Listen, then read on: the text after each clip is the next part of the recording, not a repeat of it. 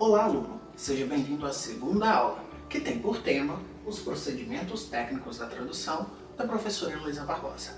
Hoje nós vamos conhecer quais são esses procedimentos e como eles estão organizados. Primeiramente, a gente precisa entender que durante um ato tradutório, o tradutor ele recebe um texto que está codificado em uma determinada língua e a sua função é passar esse texto, ou seja, decodificar esse texto em outra determinada língua. Esse é o processo de tradução. Só que durante o processo de tradução, alguns problemas tradutórios acontecem. Problemas tradutórios são dificuldades que a gente encontra para realizar uma tradução. Em determinados momentos, a gente percebe que o texto-fonte vai perder o sentido. Então aí a gente tem um problema de tradução. Os procedimentos técnicos da tradução, eles visam exatamente nos fornecer subsídios e ferramentas para que a gente consiga resolver esses problemas de tradução. A professora Heloísa Barbosa, ela é doutora em estudos da tradução, é a professora lá da Universidade Federal de Belo Horizonte, e em 1990, a primeira edição, depois em 2004 e 2007, ela foi responsável pela publicação do livro referência do nosso curso, o livro Procedimentos Técnicos da Tradução, que por mais que seja um livro que visa as estratégias de tradução de par linguístico por línguas orais, não necessariamente ele é descartável ou não aplicável quando nós temos um processo tradutório envolvendo uma língua oral e uma língua de sinais. Vejamos como isso acontece. No nosso livro de referência, então a gente encontra um primeiro capítulo de introdução, o primeiro capítulo, por assim dizer, uma introdução. A segunda parte a gente tem os modelos de tradução, a proposta de categorização dos procedimentos técnicos, e essa proposta já está disponível para vocês lá na área do aluno. Tem todo o livro que a professora publicou, mais especificadamente o capítulo 3, que é o que trata sobre essa questão. Depois nós temos duas propostas de categorização desses procedimentos técnicos, a conclusão, a bibliografia e as notas de tradução do tradutor responsável por traduzir esta obra. Mas você deve estar se perguntando, o que são problemas tradutórios? De que ordem são esses problemas tradutórios? Mais para frente nós teremos uma aula, a 17ª aula, que vai tratar sobre esses problemas de uma forma mais teórica. Nós vamos ver como que eles se aplicam à nossa prática. Mas a gente pode entender os problemas tradutórios como questões que se levantam quando a gente vai fazer a passagem de informação de uma língua para outra. Quando essa passagem não está muito clara, a gente tem um problema de tradução. E para isso a professora nos disponibiliza 14 estratégias diferentes que estão agrupadas em estratégias que possuem mesmo objetivo. Esses procedimentos foram categorizados em 4 grandes grupos. O primeiro grupo, a convergência do sistema linguístico, da realidade extralinguística e do estilo de tradução. O segundo grupo sendo a divergência do sistema linguístico. O terceiro grupo, a divergência do estilo.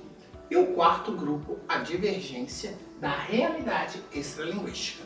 Então, dentro dessas 4 categorias, a gente encontra as 14 estratégias de tradução.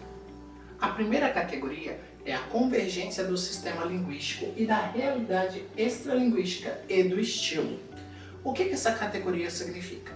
Significa que, quando nós utilizamos esses procedimentos, a realidade extralinguística, o estilo de tradução e o sistema linguístico se aproximam, ou seja, eles convergem para a produção da tradução. Dentro dessa categoria nós temos 2 procedimentos diferentes. O primeiro é a tradução palavra por palavra, que nós vamos trabalhar na aula de número 3.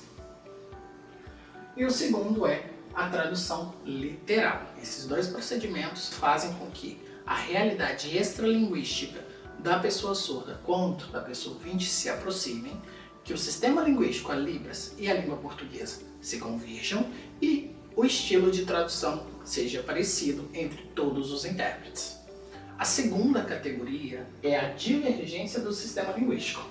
Então essa categoria ela apresenta exatamente uma diferença com a primeira. Porque aqui nós temos duas estruturas sintáticas diferentes que se divergem quanto à produção das frases traduzidas. Dentro dessa categoria, nós temos três procedimentos. O primeiro é a transposição, que a gente vai ver na aula 5, a modulação, que nós vamos ver na aula 6, e a equivalência, que a gente vai ver na aula de número 7.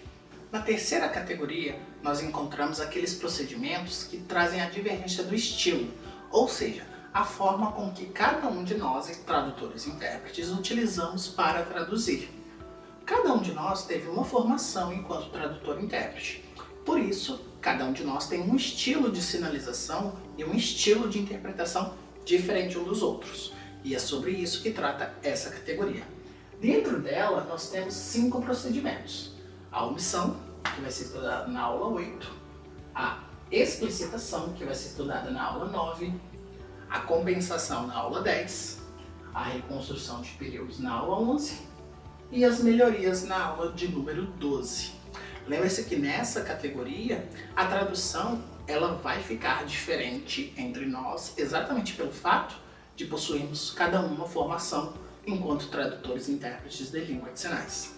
A próxima categoria, quarta e última, que traz a divergência da realidade extralinguística. Então, ela traz a diferença de contexto de língua. Tudo aquilo que envolve a língua é diferente nesse caso. Dentro dessa categoria, nós temos 2 procedimentos que são primordiais e os outros 2 são mais secundarizados. A gente vai ter na aula 13 a transferência, na 14 a explicação, na 15 o decalque e na 16 a adaptação. Todos esses 4 procedimentos eles fazem com que a realidade extralinguística, ou seja, o contexto a qual a língua é permeada, possa ser contextualizado de forma com que o surdo entenda a informação que nós estamos passando quando nós interpretamos de língua portuguesa para Libras ou quando nós interpretamos de Libras para língua portuguesa, os ouvintes possam ser contemplados. Dessa forma, a gente encerra esta aula, aguardando vocês para uma próxima oportunidade. Bons estudos a todos!